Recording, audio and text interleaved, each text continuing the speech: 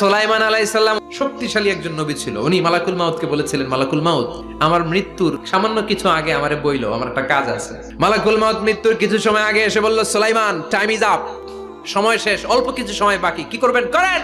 সাইয়েদনা সুলাইমান জিনদেরকে ডাকলো, ও জিনেরা, বিশাল একটা প্রজেক্ট আছে, প্রজেক্টে কাজ শুরু করো। আর কিছু জিনকে বলল, চারদিকে গ্লাস ফিটিং করা একটা রুম বানাও। সাইয়েদনা সুলাইমান আলাইহিস সালাম গ্লাস ফিটিং করা রুমের ভেতরে ঢুকলেন। এই রুমে ঢোকার দরজা নাই, হাতে একটা লাঠি নিলেন, লাঠির মধ্যে ভর করে দাঁড়িয়ে রইলেন আর জিনদের দিকে তাকিয়ে রইলেন। জিনেরা এত বদমাশ ছিল, সাইয়েদনা সুলাইমান দাঁড়িয়ে না থাকলে কাজ করতো না।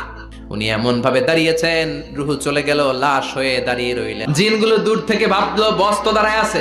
জিনেরা মনে করছে বস দাঁড়ায় আছে, কাজ করতে হবে। করতে করতে পুরা প্রজেক্টের কাজ শেষ। ইন দ্য মিন টাইম এই কাঠ খাওয়ার পোকা সুলাইমান আলাইহিস সালাম লাঠির ভেতরে ঢুকে লাঠিও খেয়ে ফেলেছে। সাইয়েদনা সুলাইমান আলাইহিস সালাম ধপাস করে জমিনে পড়েছে।